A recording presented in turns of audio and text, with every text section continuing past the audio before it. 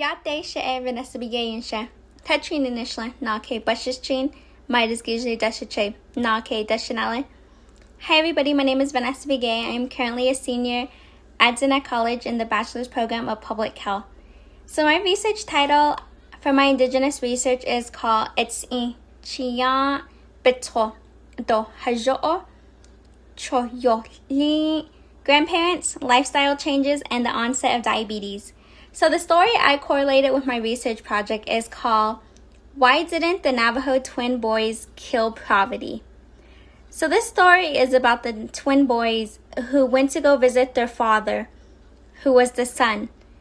They went to go get weapons to eliminate all the monsters in the world. So as the twin boys were on their way to killing all the monsters in the world, they came across the Poverty family. There was a father, a mother, a little girl, and a son. So the Poverty family told the twin boys, if you were to let us live, this is what we will do for the Diné people. If they have ragged clothes, they will go out and get material for their clothes to get new ones. And they also said that about food. If they were hungry, then they would go out and get themselves food. That also went along with their shoes. If their shoes were old, they would go out and get material for their shoes. So the Poverty family said this because they didn't want the Diné to be lazy. They wanted the Diné to be able to go and do things for themselves. But the twin heroes at the time, they agreed to it. They agreed to let the Poverty family live, not knowing what the Diné people would do in return. The reason why I chose the Navajo twin boys' story with Poverty and the Poverty family is because diabetes is the 6th leading cause of death on the Navajo Nation, and poverty does play a role in that. When you don't have access to health care, you don't have access to getting the medication you need, the treatment, and I figured that it would be an eye-opener for my audience to be able to understand long time ago that poverty was one of the monsters that was supposed to be eliminated, but the two Navajo boys thought they would give them a chance, thinking that the Diné would be willing to go out and to change their lifestyle. So that's the reason why I chose this story to go with my project.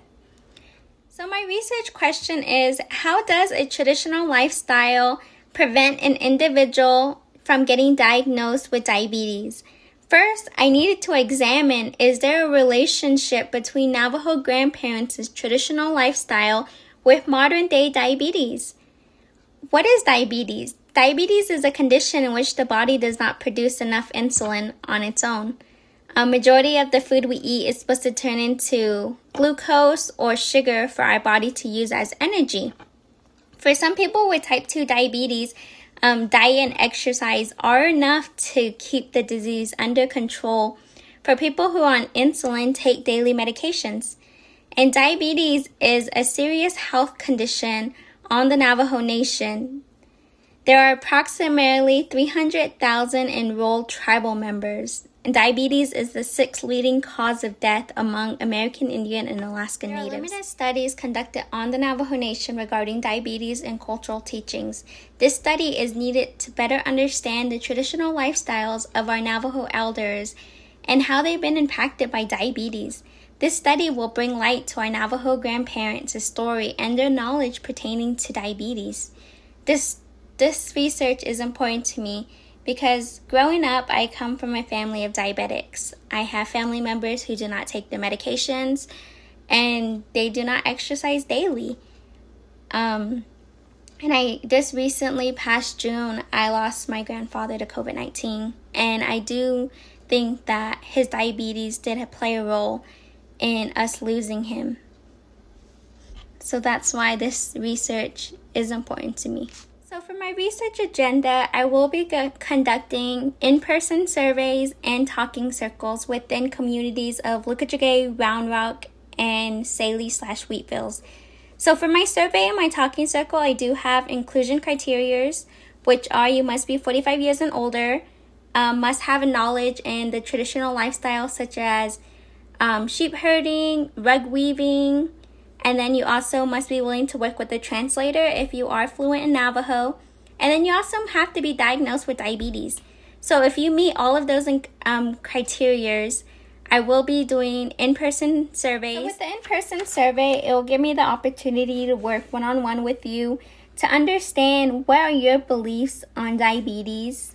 Also, what were your experiences? Did you have any experiences with diabetes? What are your cultural beliefs on diabetes? And then treatment. What are treatment for diabetes that you believe? So my survey is basically what you believe on, what you think of diabetes. And then we'll go into a talking circle, which will be 6 to 12 people per session. And it'll be located in Lookajigay, Round Rock, Ats'ìì, and Wheatfields. And it'll be 90 minutes per session at each location. And the talking circle will give me a better insight what you guys as a group think about diabetes. How has each of you guys been affected? Has cultural traditional teaching play a role in it? So it'll give me a better understanding. So for the research method, I will be conducting 2 forms of data analysis. One will be a chi-square analysis and qualitative analysis. This will be for the surveys only. As for the talking circles, they will be recorded, and each participant that is involved will understand that the talking circle will be recorded and it will be transcribed for any commonalities and themes. And then the findings of my research will be presented to the surrounding communities such as Lookajigay, Round Rock, Ats'ìì, and Wheatfields area. The research on diabetes is significant because growing up, I have always wanted to know if traditional lifestyle plays a role in preventing diabetes. Many of my family are dealing with health issues, and it can be genetic. Being diagnosed with diabetes is hard, and it can be life-changing because of having to manage it. Many Navajos live in rural areas and don't have access to health care, lack of education, and distance to nutrition food. I have seen how hard it is to manage diabetes because of my family who are dealing with it. It is hard to remember to take your medication daily or to even exercise after a long day of work. When I talked to some of my family members, they talked about how a long time ago they were able to grow their own crops, or they were also able to herd sheep to be physical, to be physically active. The reason I chose to focus on Navajo family is because as Diné, we are resilient. So my overall experience on this research process, I think it was challenging finding literature reviews that kind of work with traditional lifestyles or any cultural aspects to diabetes. What did our elders think of diabetes? I think that's one thing that kind of was hard for me, was to find the literature reviews. And then also, I wanted to find a way to have my grandparents that were part of my research connect to it and be able to say, yeah, I did that a long time ago. A long time ago, I was physically active. I was herding sheep. I was rug weaving. And it's really hard to do a research that is so different from today's generation.